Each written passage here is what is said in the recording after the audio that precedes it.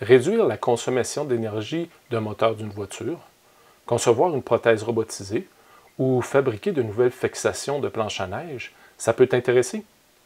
Peu importe ta réponse, sache qu'on parle ici d'ingénierie mécanique. Si tu observes attentivement un tire-bouchon, un briquet, une pompe à savon ou tout simplement un bouchon à ouverture hélicoïdale, tu remarqueras qu'il y a du génie mécanique dans bon nombre d'objets qui habitent ton quotidien. Bien que la créativité soit une compétence essentielle aux femmes et aux hommes qui œuvrent dans le domaine de l'ingénierie mécanique, une solide base théorique leur est parfois plus que nécessaire.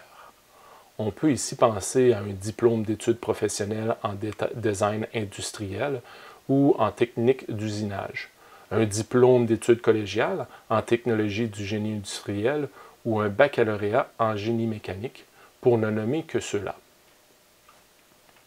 Joseph Armand Bombardier, inventeur de la motoneige, en est un bel exemple. S'il a toujours su faire preuve d'ingéniosité, la formation en mécanique qu'il a suivie vers la fin de son adolescence n'a certainement pas nui lorsqu'il a mis au point l'engin qui a fait sa renommée. Depuis ton arrivée au secondaire, tu as débuté ta propre formation théorique. Tu as entre autres appris à décrire certains systèmes technologiques, à en identifier les composantes mécaniques, à reconnaître les liaisons entre les pièces qui les constituent, et j'en passe.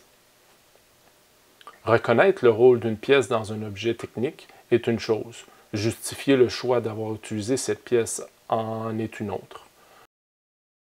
Le présent module t'amènera à pousser ta compréhension des systèmes mécaniques un peu plus loin. Voici en détail ce que tu apprendras dans ce module.